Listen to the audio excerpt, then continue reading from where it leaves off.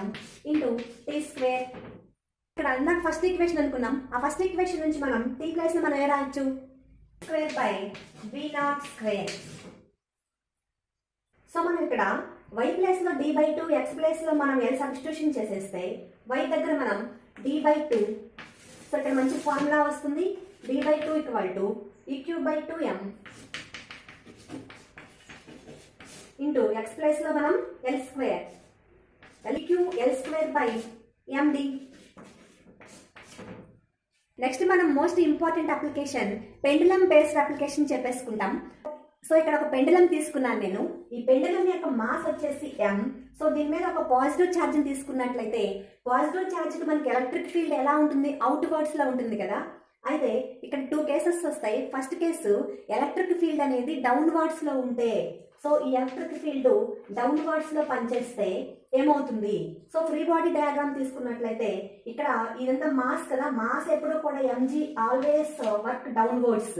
So positive charge వచ్చేటప్పటికి electric field ఎటువైపు అయితే వర్క్ చేస్తుందో, సో దానిలో ఫోర్స్ కూడా అటువైపే వర్క్ చేస్తుంది. So electric field down words లో ఉంది కాబట్టి ఇక్కడ ఫోర్స్ కూడా ఏమవుతుంది, డౌన్ వర్డ్స్ గా వచ్చేస్తుంది. So mg always work down words. మీకు టైం పీరియడ్ ఆఫ్ పెండులం తెలుసు కదా. Time period of pendulum t = మనకి 2π కాన్స్టెంట్, ఇక్కడ ఏమి మారదు, square root of length.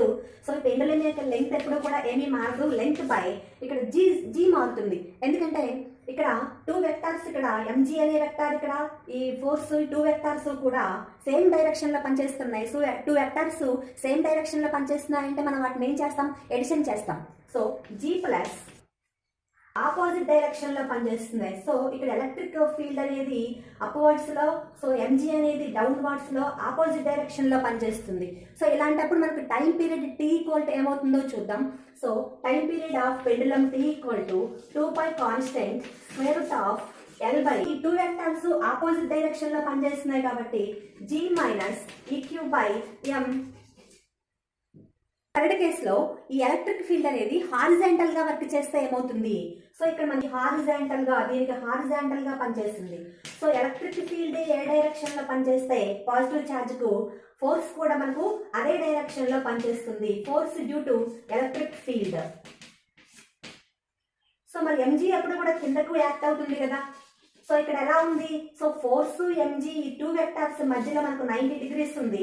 So మనకు ఇక్కడ పర్పెండిక్యులర్ గా ఉంది. సో 90 డిగ్రీస్ చేస్తూ పర్పెండిక్యులర్ గా ఉంది. అయితే 2 వెక్టార్స్ మధ్య పర్పెండిక్యులర్ గా ఉంటే టైం పీరియడ్ ఏమవుతుంది, q²/m². సో రెండింటికి స్క్వేర్ చేశాను. నెక్స్ట్ వీడియోలో ఇదే చాప్టర్ లో మోస్ట్ ఇంపార్టెంట్ కాన్సెప్ట్ మీ ముందుంటాను. Thanks for watching.